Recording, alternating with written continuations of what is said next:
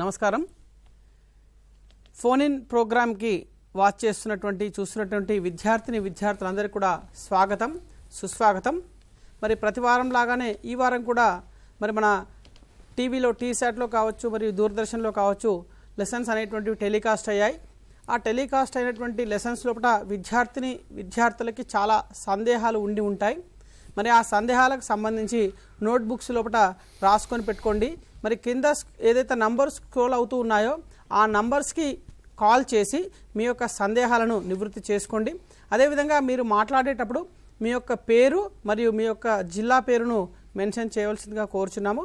ఈ కార్యక్రమంలో నాతో పాటుగా మన మిత్రులు సివి హరికృష్ణ గారు విచ్చేశారు. అదేవిధంగా ఇంకొక మిత్రులు టి అజయ్ సింగ్ గారు ఈ కార్యక్రమానికి విచ్చేశారు. మరి ఈ ప్రతి వారం కూడా విద్యార్థులు మరి వారు చక్కనైనటువంటి ప్రశ్నలు అడుగుతూ ఉన్నారు. విద్యార్థులకు ఇంకొక సూచన ఏంటంటే, ఈ వారం టెలికాస్ట్ అయినటువంటివి లేదా ఇప్పటి వరకు టెలికాస్ట్ అయినటువంటి పాఠ్యాంశాల లోపల ఎనీ డౌట్స్ ఏమైనా సందేహాలు ఉన్నట్టయితే వాటికి సంబంధించినవి మొదటగా మనం తీర్చుకుందాం. రాబోయేటువంటి కాలంలో టెలికాస్ట్ అయ్యేటువంటి ప్రశ్నలకి సంబంధించి అప్పుడు సమయం ఉంటుంది కాబట్టి అప్పుడు మనం చర్చించవచ్చు.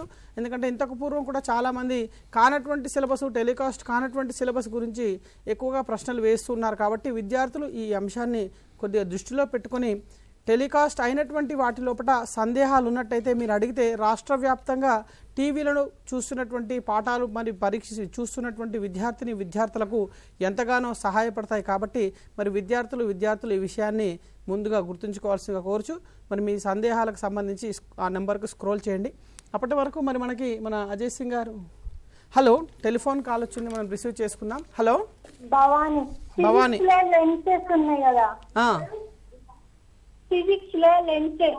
లెన్సెస్ అవును, లెన్సెస్ కి సంబంధించి హరికృష్ణ గారు భవానీకి మరి లెన్స్ కి సంబంధించినటువంటి కిరణ చిత్రాలకు సంబంధించినటువంటి వాటి గురించి ఒకసారి చర్చిద్దాం సార్.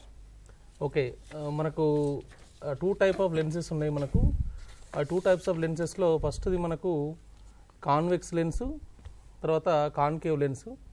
ఈ కాన్వెక్స్ లెన్స్ కాన్కేవ్ లెన్స్ సంబంధించి ఫస్ట్ మనం కాన్వెక్స్ లెన్స్కు సంబంధించిన రే డయాగ్రామ్స్ మనం చూద్దాము. సో మీరు ఒకసారి ఫిగర్ చూడండి, ఫిగర్ చూస్తే దాంట్లో మనం చూడొచ్చు. ఓకే, మనం కాన్వెక్స్ లెన్స్ని యారో మార్క్ అంటే లెన్స్ మనం ఎట్లా గుర్తిస్తామో మనకు దాంట్లో ఫిగర్లో మనకు తెలుస్తుంది. సో మధ్యలో ఉన్నది మనకు ప్రిన్సిపల్ యాక్సిస్. ఆ ప్రిన్సిపల్ యాక్సిస్ సంబంధించి మనం ఏం చేస్తున్నాం అంటే ప్రిన్సిపల్ యాక్సిస్ మధ్య నుంచి వెళ్తుంది. సో ఈ ప్రిన్సిపల్ యాక్సిస్ కాకుండా మనం ఏం చేస్తామంటే దీని మీద రెండు వైపులా 2 ఫోకస్లు ఉంటాయి దీనికి. అంటే ఇది బైఫోకల్ కాన్వెక్స్ లెన్స్, అంటే 2 రకాలుగా ఉండొచ్చు, వేరువేరుగా ఉండొచ్చు, సేమ్ ఉండొచ్చు దాదాపుగా. కాబట్టి 2 సి వాల్యూస్ ఉంటాయి మనకు. సో ఈ 2 సి వాల్యూస్ సంబంధించి మనము సి ఈజ్ ఈక్వల్ టు మనకు 2f డిస్టెన్స్గా మనం చెప్పొచ్చు. సో ఎఫ్ అనేది అంటే when light rays are coming from infinite distance నుంచి వస్తున్నప్పుడు ఒక ప్లేస్లో అది ఫోకస్ అవుతూ ఉంటుంది, దాన్ని మనం ఫోకస్ అంటున్నాం. అక్కడి నుంచి పీ వరకు ఉన్న డిస్టెన్స్ని మనం ఫోకల్ లెంత్ అంటున్నాం. సో ఈ ఫోకల్ లెంత్ అనేది double to the focal length అనేది సి వాల్యూ, అంటే రేట్ కర్వేచర్కి వస్తుంది అది. సో అట్లా దాన్ని మనం క్యాలిక్యులేట్ చేస్తూ ఉంటాం. So if the object is placed beyond C, so సికి ఆవల కనుక ఆబ్జెక్ట్ను ప్లేస్ చేసినట్లయితే మనకేం జరుగుతుందంటే మనం ఒకసారి ఆ కిరణ చిత్రాన్ని గీసి చూద్దాం, దాని క్యారెక్టరిస్టిక్స్ చూద్దాము. సో బియాండ్ సి ఉన్నట్లయితే ఫస్ట్ రే మనకు మొదటి రే ఏం చేస్తున్నాం మనము parallel to the principal axis. So principal axis ఉంటే it will go through F1. So F1 గుండా అది వెళ్తుంది.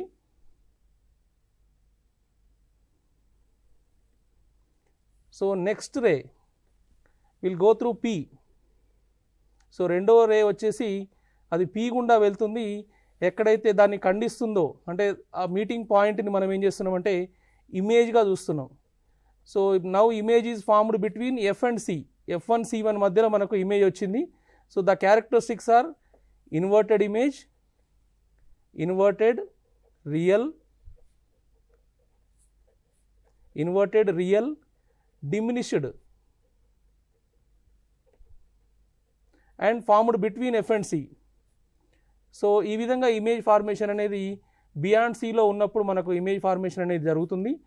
So if you put object on C, C పైన కనుక మనం ఆబ్జెక్ట్ పెట్టినట్లయితే హరికృష్ణ గారు, ఓకే, మనకి ఇక్కడ విద్యార్థులు సాధారణంగా కిరణ రేఖా చిత్రాలు అనేటువంటి సరిగానే గీస్తున్నారు, కానీ అందులో కొన్ని మిస్టేక్స్ చేయడం వల్ల వాళ్ళు మార్కులు నష్టపోతున్నారు. వాళ్ళు ఏమో అనుకుంటున్నారంటే కరెక్ట్గా మొత్తం చేస్తున్నాం అనుకుంటున్నారు, కానీ అక్కడ చూస్తే వాళ్ళకి ఎగ్జామ్లో 0 మార్క్స్ వస్తున్నాయి. సరే, ఈ 6 మార్క్స్ వీటికి సంబంధించినటువంటి వాటి గురించి ఒకసారి వాళ్ళకి తెలియపరచాలి. ముందుగా మనం అంటే దీన్ని మనం సంజ్ఞా సంప్రదాయం అంటాం. అంటే ఏదైనా రేఖా చిత్రాన్ని గీసేటప్పుడు తప్పనిసరిగా కొన్ని నియమాలు పాటించాలి. ఇప్పుడు లెన్స్ కంటే కూడా తక్కువ ఎత్తులో మనం వస్తువును గీయాలి. అంటే వస్తువు లెన్స్ కంటే ఎక్కువ ఉందనుకోండి, అప్పుడు రేఖా చిత్రం అంటే మన కిరణ చిత్రం గీయడానికి పనికిరాదు. ప్లస్ ఇంకొకటి యారోస్ పెట్టడం అనేది చాలా ముఖ్యమైన అంశం. కొంతమంది ఎడం వైపుగా ఉన్న యారోస్ పెడుతున్నారు, ఆ తర్వాత కిరణం బయటికి వచ్చి అంటే లెన్స్ గుండా బయటికి వచ్చిన తర్వాత దాని లెన్స్ని యారో మార్క్స్ పెట్టట్లేరు. సో దానివల్ల ఇంకోటి ఏంటి అంటే అంటే ఇప్పుడు ఉదాహరణకు ఇమేజ్ ఎంతలో అంటే ఎంత పరిమాణంలో ఉందనేది కూడా ముఖ్యమైనది. ఫర్ ఎగ్జాంపుల్ మనం సి దగ్గర తీసుకున్నాం అనుకోండి, సో సి దగ్గర తీసుకున్నప్పుడు ఆటోమేటిక్గా మనకు ఇమేజ్ అనేది మనకు సి దగ్గర ఏర్పడుతుంది. సో ఇన్వర్టెడ్గా సి దగ్గర ఏర్పడుతున్నప్పుడు రెండు సమాన పరిమాణంలో ఉన్న ఆబ్జెక్ట్ ఇమేజ్ రెండు సమాన పరిమాణంలో ఉంటాయి, the same size they will. So కాబట్టి ఆ విధంగా అంటే ప్రతిదానికి డిమినిషన్ ఉన్నప్పుడు తక్కువ సైజులో ఉన్నట్లుగా, అదేవిధంగా మనకు అంటే రకరకాల ఇప్పుడు చాలా 6 టైప్స్ ఆఫ్ ఇమేజెస్ మనకు ఫామ్ అవుతుంది దీనివల్ల. సో ఈ 6 రకాల ఇమేజెస్ మనం తీసినప్పుడు ఆటోమేటిక్గా దాని స్థానాన్ని బట్టి అది ఏ విధంగా ఇక్కడ చూడండి చిత్రంలో మనం లెన్స్ అనేది పెద్దగా గీయడం జరిగింది, ఆబ్జెక్ట్ లెన్స్ కంటే చిన్నదిగా ఉంది. అదేవిధంగా మొదటి కిరణం ఖచ్చితంగా ప్యారలల్ టు ద యాక్సిస్ వెళ్ళాలి. First ray must go parallel to the axis and second ray should go through P. So దాని పీ గుండా వెళ్ళాలి. నెక్స్ట్ ఫస్ట్ రే ఏదైతుందో it should go through F1. So F1 గుండా అది వెళ్ళాలి. నెక్స్ట్ ఈ continuation of P, ఆ పీ గుండా వెళ్ళే ఒక కిరణం కంటిన్యూషన్ని మనం చూసినట్లయితే అది కరెక్ట్గా సి స్థానం వద్ద రెండు కలుస్తున్నాయి. సో కాబట్టి the same size image inverted real image it is formed on C. So C పైననే మనకు సమాన పరిమాణం గల ఆబ్జెక్ట్తో సమాన పరిమాణం గల ఇమేజ్ ఏర్పడింది. కాబట్టి ఇలాంటి మనం కొన్ని జాగ్రత్తలు తీసుకున్నట్లయితే ఈ కిరణ చిత్రాలను చాలా బాగా గీయొచ్చు. అదేవిధంగా పుటాకార కటకానికి సంబంధించి మనకు అన్ని ఇమేజ్ దాదాపుగా ఒకే విధంగా అంటే ఇవన్నీ కూడా మిథ్యా ప్రతిబింబాలు. అంటే ముందుగా అంటే ఇప్పుడు ఎఫ్కి పీకి మధ్యలోనే మాత్రమే ఏర్పడతాయి, కాబట్టి అన్ని మిథ్యా ప్రతిబింబాలు ఏర్పడతాయి దాంట్లో. ఒకసారి స్క్రీన్ చూడండి. హరికృష్ణ గారు, అయితే మనకి పుటాకార దర్పణాలకి సంబంధించి కుంభాకార దర్పణాలకి సంబంధించినటువంటి వాటిలో పుటాకార దర్పణంలో ఎల్లప్పుడు కూడా మిథ్యా ప్రతిబింబాన్ని ఇస్తుంది, కటకంలో మిథ్యా ప్రతిబింబాన్ని ఇస్తుంది. సో మరి కుంభాకార కటకాన్ని తీసుకున్నప్పుడు ఒకే ఒక సందర్భంలో మాత్రమే మనకి అది మిథ్యా ప్రతిబింబాన్ని మధ్యలో ఉంచినప్పుడు మాత్రమే అది మిథ్యా ప్రతిబింబాన్ని ఇస్తుంది, అది కుంభాకార కటకం. మరి మనకి ఇంకొక ఫోన్ కాల్ వస్తుంది, మన ఫోన్ కాల్ తీసుకుందాం. Hello, good morning sir. Good morning అమ్మా, ఎక్కడి నుంచి మాట్లాడుతున్నావు, ఏం పేరు? నా పేరు భానుప్రియ సార్, నేను సంగారెడ్డి జిల్లా నుంచి మాట్లాడుతున్నాను. ఓకే అమ్మా, చెప్పు. క్లాస్ లో మోషన్ చాప్టర్ లో 3 ఈక్వేషన్స్ ఉంటాయి కదా సార్. ఓకే. అయితే ఇచ్చిన క్వశ్చన్స్ కి ఏ ఈక్వేషన్ తీసుకోవాలని మనకి ఎలా తెలుస్తుంది? వెరీ గుడ్, చాలా మంచి ప్రశ్న. హలో, చెప్పు బాబు, ఎక్కడి నుంచి మాట్లాడుతున్నావు, ఏం పేరు, నీ డౌట్ ఏంటి? Sir, reflection of light at plane surface కొంచెం doubt okay, definitely reflection of light at plane surface. Okay okay, right. Ajay Singh గారు, మరి మనకి ఈ రిఫ్లెక్షన్ ఆఫ్ లైట్ అనేటువంటిది ప్లేన్ సర్ఫేస్లో అంటే సమతల దర్పణానికి సంబంధించి ఏ విధంగా ఉంటుంది, దాని గురించి కొద్దిగా ఫోకస్. ఓకే, మనం 8వ తరగతిలో ఈ దర్పణాల యొక్క పరావర్తనం మీద మనం గతంలో చూసాము. ఈ టెలికాస్ట్ అయినటువంటి అంశంలో కూడా ఈ పరావర్తనం దర్పణంలో ఎలా అయితే కాంతి పరావర్తనం జరుగుతుందో ఆ జరిగినటువంటి క్రమాన్ని మనం ఒకసారి తీసుకున్నట్టయితే మనకు తెలుసు, జనరల్గా కాంతి యొక్క సహజ లక్షణం కాంతి రుజుమార్గంలో ప్రయాణం చేస్తుంది, ట్రావెల్స్ ఇన్ స్ట్రైట్ లైన్ అని చెప్పి మనకు తెలుసు. అయితే ఇక్కడ ముందుగా మనం తెలుసుకోవాల్సిన విషయం ఏంటంటే కాంతి యొక్క పరావర్తన నియమాలు. అంటే కాంతి ఎప్పుడైతే ఒక పారదర్శకమైనటువంటిది ఒక ట్రాన్స్పరెంట్ సర్ఫేస్ మీద ఎప్పుడైతే పడుతుందో అప్పుడు ఏమవుతుంది, అది రిఫ్లెక్ట్ అవుతుంది, పరావర్తనం చెందుతుంది.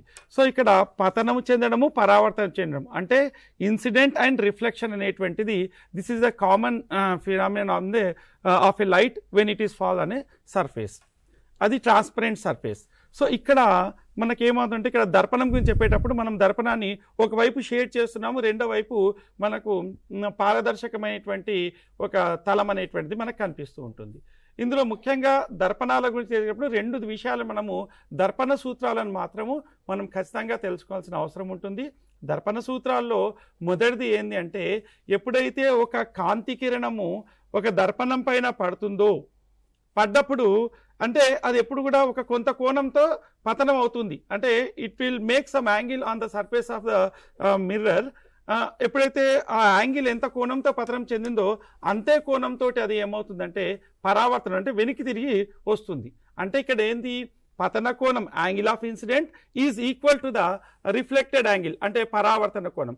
ఈ 2 కోణాలు కూడా సమానంగా ఉంటాయి. సో ఎప్పుడైనా కూడా సమతల దర్పణాల్లో ప్లేన్ మిర్రర్స్లో మనకేమవుతుందంటే angle of incident is always equal to the angle of reflection. So this is the first law of reflection. At the same time రెండో సందర్భంలో ఏంటంటే, మనం ఎప్పుడైతే రిఫ్లెక్టెడ్ యాంగిల్ గీసేటప్పుడు ఏం చేస్తామంటే, ఒక ప్లేన్కి మనం ఎప్పుడైతే ఇన్సిడెంట్ అవుతుందో, ఒక ప్లేన్ మీద లైట్ ఎప్పుడైతే ఇన్సిడెంట్ అవుతుందో అక్కడ ఇన్సిడెంట్ పాయింట్ దగ్గరికి ఎంచి ఆ ప్లేన్కి పర్పెండిక్యులర్గా ఒక లైన్ని గీస్తాం. సో దానికి ఒక లంబంగా ఒక రేఖను గీసినట్టయితే అంటే 90 డిగ్రీలతోటి మనము ఆ పతన తలం పైన మనం 90 డిగ్రీలతో ఏదైతే లైన్ గీస్తామో దాన్ని మనం ఏమంటామంటే లంబము అంటాం. So we called as a normal. So incident angle point దగ్గర నుంచి మనము ప్లేన్కి పర్పెండిక్యులర్గా ఒక లైన్ని గీసినట్టయితే so it is called as a normal. అలాగే ఈ పాయింట్ నుంచి ద ఇన్సిడెంట్ యాంగిల్ ఎంత ఉంటుందో రిఫ్లెక్టెడ్ యాంగిల్ని కూడా అంతే మనము మేజర్ చేసి దాన్ని రిఫ్లెక్ట్ చేస్తాం. కాబట్టి అప్పుడు ఇన్సిడెంట్ యాంగిల్ అంటే ఇన్సిడెంట్ రే, అలాగే నార్మల్, తర్వాత రిఫ్లెక్టెడ్ రే, ఈ 3 కూడా ఒకే ప్లేన్లో ఉంటాయి. It is a perpendicular to the incident plane అనేటువంటిది. ఈ 3 అంటే లంబము, పతన కిరణము, పరావర్తన కిరణం, ఈ 3 కూడా ఒకే తలంలో ఉంటాయనేటువంటిది పరావర్తన నియమాల్లో 2వ నియమం చూపిస్తుంది. అంటే మనకు ప్లేన్ సర్ఫేస్లలో ప్లేన్ మిర్రర్స్లో మనకు ఉండేటువంటి 2 నియమాలు వీటినే సూచిస్తాయి. అజయ్ సింగ్ గారు, ఇక్కడ మరి ఈ కిరణ చిత్రాల్లో చూపిస్తున్నట్టుగా మనకి ఇక్కడ ఒక ఆబ్జెక్ట్ నుంచి పతన కిరణం వచ్చి దర్పణం మీద పడింది. ఈ పడిన తర్వాత ఇక్కడ ఒక లంబాన్ని మనం గీసాము. గీసిన తర్వాత ఈ లంబముతోటి పతన కిరణం చేసే కోణాన్ని పతన కోణంగా గుర్తించాము. అంటే మరి కిరణ చిత్రం గీసేటప్పుడు కూడా కోణమానిని ఉపయోగించి మనం చక్కగా ఇక్కడ ఈ పతన కోణం ఎంత ఉంది అనేటువంటిది గుర్తించాలి. ఆ తర్వాత అదే ఇప్పుడు ఇంతకు ముందు మనం చెప్పినట్టుగా పరావర్తన కోణం చెప్పేటప్పుడు పతన కిరణాన్ని లంబంతో ఎంత కోణం చేస్తుందో, అంటే 30 డిగ్రీల, 45 డిగ్రీల, 60 డిగ్రీల, 90 డిగ్రీల అనే కోణాన్ని మనం బేర్ చేసుకొని మనం కోణమాలినితోటి అంతే కోణంతో దాన్ని మనం పొడిగిస్తాం. అప్పుడు పతన కోణం, పరావర్తన కోణం 2 కూడా సమానం. అంటే యాక్చువల్గా సమతల దర్పణాల్లో ఎప్పుడు కూడా పతన కోణం, పరావర్తన సమానం ఉంటుంది. కానీ మనం అర్థం చేసుకోవడానికి దాన్ని లంబం గీసుకొని అప్పుడు మనం 2 కోణాలను మనం సరి చూసుకుంటాం అంతే. సో దట్ ఈస్ ద న్యాచురల్గా సహజంగా జరిగేటువంటి ప్రక్రియ అది. కాబట్టి ఈ విధంగా మనము ఈ పతన కిరణము, పరావర్తన కిరణాలతోటి ఈ పరావర్తన సూత్రాల ఆధారంగా వీటి గురించి మనం చర్చిస్తాం. అందులో ముఖ్యంగా 2వ అంశం ఏంటి అంటే, ఒక ఇమేజ్ తీసుకున్నట్టయితే, అంటే ఇప్పుడు మనకు ఒక జనరల్గా సహజంగా మనకేంటంటే సమతల దర్పణాల్లో ఎప్పుడు కూడా పార్శ్వ విలోమం అనేటువంటిది జరుగుతుంది. అంటే కుడి ఎడమగా, ఎడమ కుడిగా అనేటువంటి ప్రతిబింబం మనం చూస్తూ ఉంటాం. అజయ్ సింగ్ గారు, ఇక్కడ ఆబ్జెక్ట్ ఓ అనేటువంటిది తీసుకోబడింది. సో ఈ స్క్రీన్ మీద మనకు కనిపిస్తుంది చూడండి. ఓ అనే ఆబ్జెక్ట్ నుంచి ఒక పతన కిరణం వచ్చి దర్పణం మీద పడింది. దీనికి ఒక లంబాన్ని గీసుకున్నాము. సో దీనికి లంబానికి సంబంధించి ఈ పతన కిరణం యొక్క పరావర్తన కిరణాన్ని మనం గీసాము. చూడండి, దీన్ని మనము గీసేటప్పుడు విద్యార్థులు అందరూ కూడా కోణమానిని ఉపయోగించి గీయండి. 2వ కిరణాన్ని తీసుకున్నాం, ఎందుకంటే మనకి ఇక్కడ ఖచ్చితంగా ఒక కిరణము రావాలి అంటే, ఇమేజ్ ఏర్పడాలంటే 2 కిరణాలు అవసరం. కాబట్టి ఖచ్చితంగా ఇప్పుడు మనము దర్పణంలో ఒకవేళ మనము ఒక వస్తువు, ఒక ఆబ్జెక్ట్ని మనము లేదా మన ప్రతిరూపాన్ని మనం చూస్తున్నాము అని అంటే, మన దగ్గరికి ఆ వస్తువు యొక్క బిందువే కావచ్చు, లేదా మనకు అక్షరమే కావచ్చు, లేదా ప్రతిబింబమే కావచ్చు, అక్కడికి 2 కిరణాలను తీసుకుంటాం. మనకి ఇమేజ్ రావాలి, ప్రతిబింబం రావాలి అంటే 2 కిరణాలను మాత్రం మనం ఖచ్చితంగా తీసుకోవాల్సి ఉంటుంది.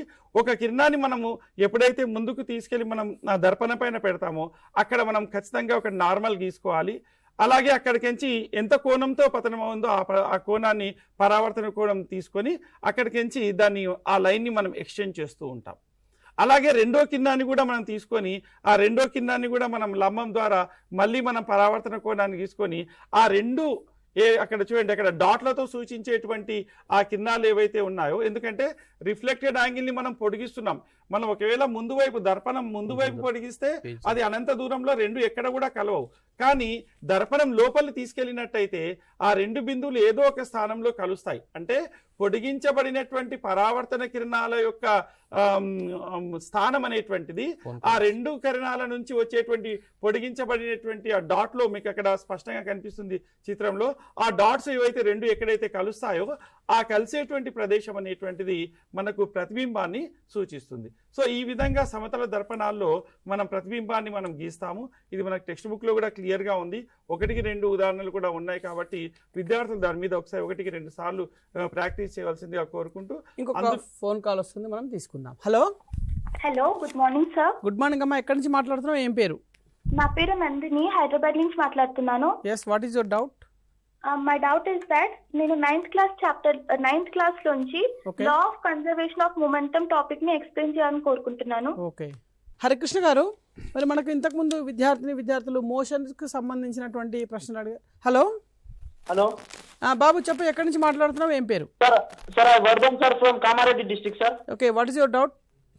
Sir why light doesn't deviate when it pass through normal sir? What ఏంటి, మళ్ళీ ఒకసారి క్లియర్గా లేదు. Why light does not pass deviate? Sir, why light does not deviate when it pass through normal sir? Okay right, మంచి ప్రశ్న. Light normal గురించి deviate ఎందుకు కాదు అంటే 90 డిగ్రీల్లో వెళ్తుంది కాబట్టి ఈ లంబం నుంచి వెళ్ళేటువంటి ఏ కిరణాలు కూడా డీవియేషన్ అనేటువంటిది జరగదు. సో లంబానికి అంటే లంబం అంటేనే మనకు 90 డిగ్రీలు. ఇప్పుడు మనకు మన సమతల దర్పణాలు తీసుకున్నప్పటికీ లేదా కటకాలు తీసుకున్నప్పటికీ ఈ కటకాల దృష్ట్యా తీసుకున్నప్పుడు లంబము గుండా వెళ్ళేటువంటివి, అంటే అక్కడ దర్పణాలు తీసుకున్నప్పుడు సి గుండా వెళ్ళేటువంటివి. సో సి గుండా వెళ్ళేటువంటివి ఎలా వెళ్తే అలాగే రిఫ్లెక్షన్ అవుతాయి. అదే కటకాల దృష్ట్యా తీసుకున్నప్పుడు వాటి యొక్క ఆప్టికల్ సెంటర్ నుంచి దృక్ కేంద్రం నుంచి ఎక్కడైతే వెళ్తాయో అవి కూడా ఏ విధమైనటువంటి డీవియేషన్ అనేటువంటిది అక్కడ జరగదు. ఎందుకంటే అవి లంబంగా ఉంటాయి కాబట్టి వాటికి ఏ విధమైనటువంటి యాంగిల్ ఉండదు కాబట్టి డీవియేషన్ ఉండదు. కానీ ఏ విధమైన ఇప్పుడు పతన దర్పణాల మీద తీసుకున్నప్పుడు 90 డిగ్రీల నుంచి పడ్డ కిరణం మళ్ళీ అదే వేలో పైకి రిఫ్లెక్షన్ అవుతుంది, ఖచ్చితంగా వస్తుంది. కానీ డీవియేషన్ మాత్రము ఉండదు, ఎందుకంటే అది 90 డిగ్రీలు ఉంటుంది కాబట్టి డీవియేషన్ ఉండదు. యాంగిల్గా ఫోకస్ చేస్తే అది ఎంత యాంగిల్గా ఫోకస్ చేస్తే అంత యాంగిల్గా మనకు అది డీవియేషన్ అనేటువంటిది, విచలనం అనేటువంటిది జరుగుతుంది. మరి అదేవిధంగా ఈ మోషన్కు సంబంధించినటువంటి సమీకరణాలు ఏ విధంగా ఉంటాయి అనేటువంటి, ఇంతకుముందు మనం అనుకున్నట్టుగా కోణాల విషయం తీసినప్పుడు దర్పణాల గురించి నేను ముందే చెప్పాను. ఏంటంటే మనకు ఎంత కోణంతో పతనం అవుతుందో అంత కోణంతో పరావర్తనం అవుతుంది. అయితే ఎప్పుడైతే 90 డిగ్రీల కోణంతో పతనం అయినప్పుడు అంతే కోణంతో అది పరావర్తనం అవుతుంది. అంటే అక్కడ డీవియేషన్ అనేటువంటిది ఎగ్జాక్ట్లీ మళ్ళీ వెనక్కి వెళ్ళిపోతుంది. అలాగే మనం కర్వ్డ్ మిర్రర్స్లో కానీ తీసుకున్నా కూడా అక్కడ పోల్ దగ్గర స్ట్రైటే ఉంటుంది, మిగతా దగ్గర కూడా సర్ఫేస్లో మనకు యాంగిల్ ఏర్పడుతుంది. కానీ పోల్ అనేటువంటి ప్రిన్సిపల్ యాక్సిస్ మనం స్ట్రైట్ లైన్గానే తీసుకుంటాం కాబట్టి సో జనరల్గా అక్కడికించి వెళ్ళేటువంటి పాయింట్ అక్కడ నార్మల్ పాయింట్గా మనం తీసుకుంటాం కాబట్టి డెఫినెట్గా మీరు చెప్పినట్టుగా ఇంతకుముందు పతన కోణము పరావర్తన కోణము లంబముతో చేసే కోణాన్నే పతన కోణం పరావర్తన కోణంగా తీసుకుంటాం. కాబట్టి పతన కోణంతో పరావర్తన కోణంతో అక్కడ లంబమే కోణం ఏం చేయదు కాబట్టి సో పరావర్తనం అనేది అదే విధంగా జరుగుతుంది. కాంతి ఎప్పుడైతే ఒక తలం మీద పడుతుందో ఆ తలం మీద పడ్డటువంటి సందర్భాల లోపల పతన కోణం ఎంత ఉంది, పరావర్తన కోణం ఎంత ఉంది, దాన్ని బట్టే పతన కోణానికి సమానంగా కాంతికిరణం పరావర్తనం జరుగుతుంది. లంబం మీద వెళ్ళినప్పుడు ఏ విధమైనటువంటి డీవియేషన్ ఉండదు. కాబట్టి కాంతి దర్పణాల మీద పడ్డా కటకాల మీద పడ్డా పతన నియమాలు వాటికి ఉంటాయి కాబట్టి లాస్ ఆఫ్ రిఫ్లెక్షన్ ఉంటుంది కాబట్టి వాటిని అనుసరించి అవి పతనం అనేటువంటిది పరావర్తనం అనేటువంటిది జరుగుతుంది. హరికృష్ణ గారు, ఈ మోషన్కి సంబంధించినటువంటి నిజంగా కూడా విద్యార్థులు అందరూ కూడా ప్రాబ్లమ్స్ అనగానే భయపడిపోతూ ఉంటారు. కానీ దాంట్లో అంత భయపడవలసినటువంటి అవసరం లేదు. ఎందుకంటే మనకు కొన్ని సమస్యలు ఉన్నాయి, ఆ సమస్యలకు సంబంధించి కొన్ని సూత్రాలు ఉన్నాయి. ఆ సూత్రాలు ఏ సూత్రాన్ని ఎప్పుడు వినియోగించాలి అనేది అర్థమైతే సమస్యను సాధించడం చాలా సులభం. మనకి రాబోయే కాలంలో జరిగేటువంటి ఏ కాంపిటీషన్ ఎగ్జామ్స్లో అయినా కానీ సమస్యలకు సంబంధించినటువంటి అప్లికేషన్స్ మీదనే ఎక్కువగా ఫోకస్ చేసేటువంటి అవకాశాలు ఉంటాయి. కాబట్టి విద్యార్థులకి మరి ఈ ఏ ఫార్ములాని ఏ సూత్రాన్ని ఎప్పుడు ఉపయోగించాలనేటువంటిది ముఖ్యం. దాని గురించి ఈ ఒక ఫోన్ కాల్ ఎందుకు తీసుకొని మనం డిస్కస్ చేద్దాం. హరికృష్ణ గారు, హలో. గుడ్ మార్నింగ్ అండి. Okay, how to find the nature of the images. Okay, Harikrishna గారు వివరించండి మన ఈ ఫార్ములాస్. ఓకే, ముందుగా మనం మోషన్కి సంబంధించి కొన్ని 3 ఫార్ములాస్ ఉన్నాయి మనకు మోషన్ చాప్టర్లో. ఈ ముఖ్యంగా మనం ఇందులో చర్చించాల్సిన అంశాలు ఏంటి అంటే వేగము, తొలి వేగము, తుది వేగము, త్వరణము, కాలము, దూరము. ఈ అంశాలకు అంటే స్థానభ్రంశము. ఈ అంశాలకు సంబంధించి 3 మనకు ఉన్నాయి మనకు. సో సమీకరణాల్లో మొదటి సమీకరణం v = u + at. ఇందులో తొలి వేగం ఇచ్చి తుది వేగం ఇవ్వకుండా, అదేవిధంగా తుది వేగం ఇచ్చి తొలి వేగం ఇవ్వకుండా, లేదా ఏ వాల్యూ ఫైండ్ అవుట్ చేయడం, యాక్సిలరేషన్ ఫైండ్ అవుట్ చేయడం, అదేవిధంగా టైం టేకెన్ మనం ఫైండ్ అవుట్ చేయడానికి v = u + atని మనం ఉపయోగిస్తాం. అదేవిధంగా సెకండ్ ఫార్ములా వచ్చి మనకు s = ut + ½ at². So s అనేది మనకు స్థానభ్రంశం, అదేవిధంగా ఎస్ వాల్యూ ఇవ్వకుండా యూ వాల్యూ, అదేవిధంగా ఏ వాల్యూ అంటే యాక్సిలరేషన్ టైం పీరియడ్ ఇచ్చినప్పుడు మనం ఆ ఫార్ములాను మనం ఉపయోగించాలి. ఇంకా v² - u² = 2as. అంటే v² - u² అంటే తొలి వేగం తుది వేగాలు ఇచ్చి యాక్సిలరేషన్ ఇచ్చి మనకు డిస్టెన్స్ అంటే స్థానభ్రంశాన్ని కనుక్కోవడం, అదేవిధంగా యాక్సిలరేషన్ కనుక్కోమనడం, v వాల్యూని u వాల్యూని కనుక్కోమన్నప్పుడు మనకు సో ఇలాంటి సమీకరణాన్ని మనం యూజ్ చేస్తూ ఉంటాం. ఇక్కడ మనకు 3వ సమీకరణంలో టైం అనేది ఇవ్వబడలేదు. సో అంటే సమయానికి సంబంధించి విలువ ఇవ్వరు. సో మిగతా అంశాలను కనుక్కునేటప్పుడు, అదేవిధంగా 2వ సమీకరణంలో v అనే విలువ మనకు ఇవ్వడం జరగలేదు. అంటే పైన అదే ఫస్ట్ సమీకరణం చూసినట్లయితే డిస్టెన్స్ అనేది మనకు లేదు. సో అంటే ఏ సమయంలో మనకు ఎలాంటి విలువలు ఇచ్చినప్పుడు ఈ సమీకరణాలను మనం ఉపయోగించుకొని తద్వారా మనం ఏ ప్రాబ్లంనైనా మనం సాల్వ్ చేయొచ్చు. ఇలాంటి ప్రాబ్లమ్స్ చాలా ఉంటాయి. అంటే మనకు 3rd చాప్టర్లో కూడా చాలా ప్రాబ్లమ్స్ ఉన్నాయి. సో ఆ 3rd చాప్టర్లో సంబంధించి మనకు చాలా ప్రాబ్లమ్స్ ఉన్నాయి. ఇంకా మనకి ఇందాక ఒక క్వశ్చన్ అడిగారు ఎవరు, conservation of momentum p = mv. అంటే మనకు mass into velocity. So 2 bodies with m1 m2 masses and they are moving with v1 v2 velocities. So initial velocities v1 v2 అనుకుంటే మాస్ m1 m2 అనుకున్నప్పుడు if they are moving, so అంటే ఇక్కడ moment అనేది మనం ఏం చేస్తున్నామంటే momentum before collision, after collision 2 కూడా సమానంగా ఉంటాయని చెప్పడం మనకు కన్జర్వేషన్ ఆఫ్ మూమెంటం ఫార్ములా యొక్క ముఖ్య ఉద్దేశం. సో దీంట్లో కొలిజన్ జరిగినప్పుడు m1 m2 అదే విధంగా ఉంటాయి. అదేవిధంగా ఇనిషియల్ వెలాసిటీ మనం m1 u1 m2 u2 2 సపరేట్గా తీసుకుంటున్నాం. అదేవిధంగా ఫైనల్ వెలాసిటీస్ v1 v2 మనం తీసుకున్నాం, m1 m2 వాటి మాసెస్.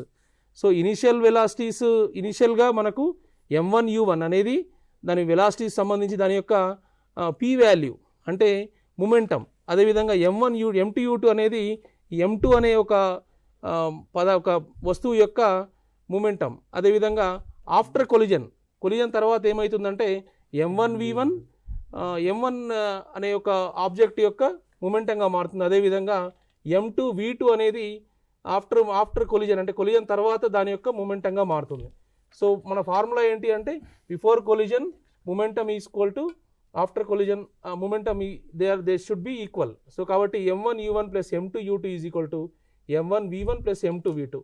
సో ఈ ఫార్ములా ఉపయోగించి మనకు మాస్ ఇచ్చి కానీ మాస్ ఒకదాని మాస్ ఇవ్వచ్చు, లేదా ఇంకో దాని మాస్ ఇవ్వకపోవచ్చు. అదేవిధంగా ఇనిషియల్ వెలాసిటీ ఇవ్వచ్చు, లేదా ఫైనల్ వెలాసిటీ ఇవ్వకపోవచ్చు. సో ఇట్లాంటి అంటే ప్రాబ్లమ్స్లో ఇవి మనం చాలా జాగ్రత్తగా మనం ఇంటర్ప్రిట్ చేసినట్లయితే ఎలాంటి అంటే ఈ మొమెంటం మీద ఏ ప్రాబ్లం ఇచ్చినా మనం ఈజీగా సాల్వ్ చేసే అవకాశం ఉంటుంది. థ్యాంక్ యూ హరికృష్ణ గారు. అజయ్ సింగ్ గారు, ఈ how to find the nature of image అనేటువంటి దాని గురించి okay, characteristics of the image యాక్చువల్గా వాట్. సో ఇంతకుముందు ఆ అమ్మాయి అడిగిన ప్రశ్నకి ఏంటంటే క్యారెక్టరిస్టిక్స్ ఆఫ్ ద ఇమేజెస్ అనేటువంటిది ఏ విధంగా మనము చెప్పాలి అనేటువంటి అంశం తీసుకున్నట్టయితే, ముఖ్యంగా మనము ఒక ఇమేజ్ ఫార్మేషన్ కోసం డిస్కస్ చేసినప్పుడు ఇమేజ్ ఈజ్ బేస్డ్ అపాన్ మనకేంటంటే ఒక రే నుంచి మనము 2 లైన్స్ని తీసుకొని ఎక్స్టెన్షన్ చేసుకొని చేస్తాం. అయితే ఇక్కడ మనకేంటంటే ఒక ప్రిన్సిపల్ యాక్సెస్ పైన ఎప్పుడైతే ఆబ్జెక్ట్ ఉంటుందో ఇమేజ్ ఏర్పడినప్పుడు ప్రిన్సిపల్ యాక్సెస్ని బేస్ చేసుకొని చెప్తాం. మనము లెన్స్లో కానీ మిర్రర్లో కూడా చెప్పేటప్పుడు మనము ప్రిన్సిపల్ యాక్సెస్ కింద ఫస్ట్ మనం వచ్చేటప్పుడు ఆ క్యారెక్టరిస్టిక్స్ ఆఫ్ ద ఇమేజెస్ చెప్పేటప్పుడు 2 చెప్తాం. ఫస్ట్ ఏమంటామంటే whether it is inverted image are erected అనేటువంటి పదాన్ని ఉపయోగిస్తాం. What is inverted, what is erect. So inverted అనేటువంటిది ప్రిన్సిపల్ యాక్సెస్ నుంచి డౌన్లో వస్తేనేమో ఇన్వర్టెడ్ అవుతుంది, ఇన్వర్ట్. అండ్ ఎరెక్ట్ అంటే ప్రిన్సిపల్ యాక్సెస్ నుంచి అప్వర్డ్ లైన్ని మనం ఎరెక్ట్ అంటాం. సో ఇక్కడ ఎరెక్ట్ ఎప్పుడైతే ఉంటుందో, ఏ ఇమేజ్ అయితే ఎరెక్ట్ ఉంటుందో అది ప్రిన్సిపల్ యాక్సెస్ ఎప్పుడైనా కూడా ఎరెక్ట్ అనేటువంటి పొజిషన్లో అది ఇమేజ్ ఉన్నట్టయితే that is definitely called as a virtual image. దాన్ని మనం మిథ్యా ప్రతిబింబం అని చెప్పి చెప్తాం. ఎప్పుడైతే ఒక ఆబ్జెక్ట్కి ఇమేజ్ ఇన్వర్ట్ అవుతుందో, కింది వైపు ప్రిన్సిపల్ యాక్సిస్కి కింది వైపు ఇన్వర్ట్ అవుతుందో అప్పుడు దాన్ని ఏమంటామంటే we call as it's a real image. So ఇక్కడ రియల్ ఇమేజ్ తర్వాత వర్చువల్ ఇమేజ్ అంటే నిజ ప్రతిబింబము, మిథ్యా ప్రతిబింబం అనేటువంటిది ప్రిన్సిపల్ యాక్సెస్ని ఆధారంగా చెప్తాం. అలాగే ఎత్తులు అనేటువంటిది కూడా డిఫరెంట్గా size, object size, image size. Object size పెద్దగా ఉండి ఇమేజ్ సైజ్ చిన్నగా ఉంటే డిమినిష్ అంటాం. Object size and equal to the image size అంటే ఈక్వల్ ఇన్ సైజ్ అని అంటాం. ఆబ్జెక్ట్ సైజ్ కంటే ఒకవేళ మనకు ఇమేజ్ సైజ్ ఎక్కువగా ఉంటే ఎన్లార్జ్ ఇమేజ్ అని చెప్తాం.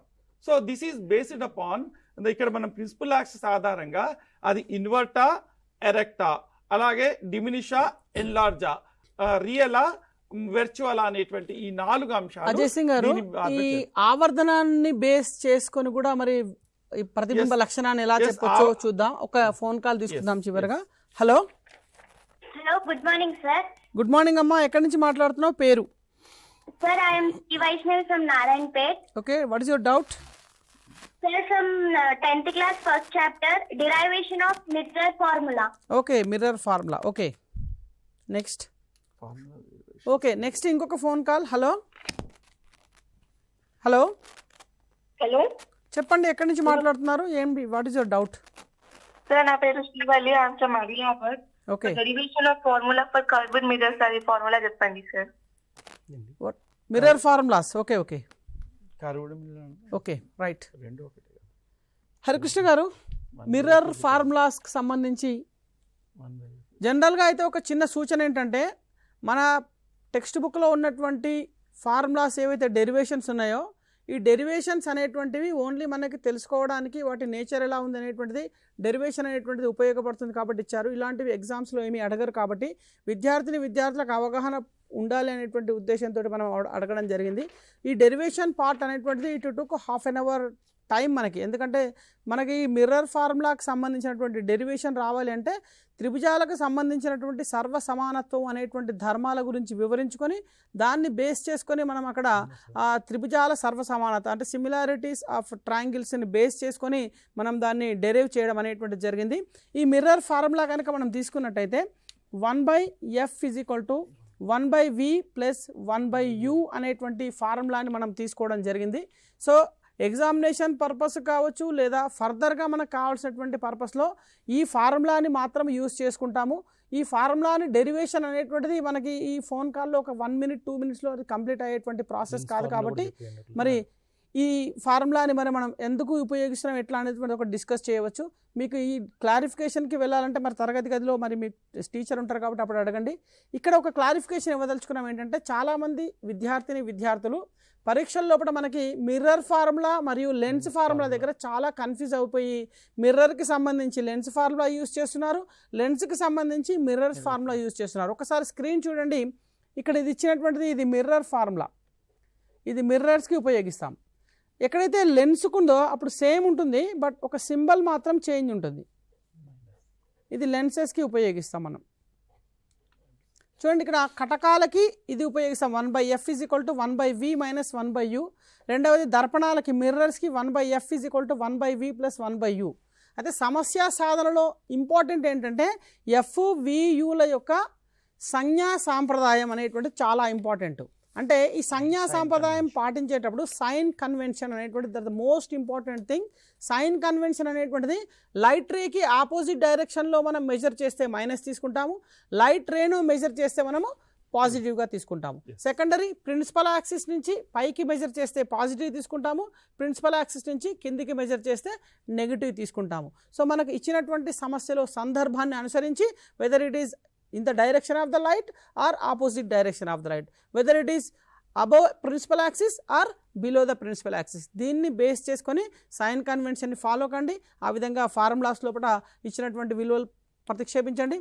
మరి మనకు ఫర్దర్గా వచ్చేటువంటి కాంపిటీషన్ ఎగ్జామ్స్లో అన్నింటిలో కూడా ఫార్ములాని బేస్ చేసుకొని ఉండేటువంటి వాటి మీద క్వశ్చన్స్ ఉంటాయి కాబట్టి so most of the students ఈ కాల్స్ లోపల ఫార్ములాస్ మీద అడగడం జరిగింది. It is well and good.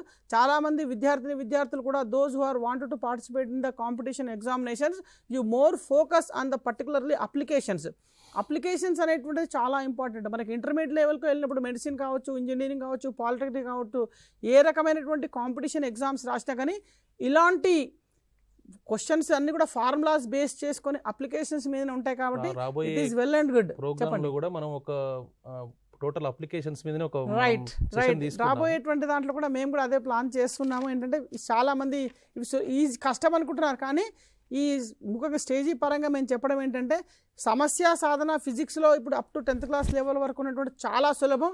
Just ఇచ్చిన డాటా రాసుకోండి, ఫార్ములా రాసుకోండి, సబ్స్టిట్యూట్ చేయండి, సరిపోతుంది. మరి విద్యార్థులు ఇలాగే ఈ వారం రోజుల పాటు టెలికాస్ట్ అయ్యేటువంటి కార్యక్రమాలన్నీ కూడా పాఠాలన్నీ కూడా వీక్షించండి. సో ఈ కార్యక్రమాన్ని మాకు అవకాశం ఇచ్చినందుకు మరి అందరికీ కూడా కృతజ్ఞతలు తెలియజేస్తూ ముగిస్తున్నాము. నమస్కారం.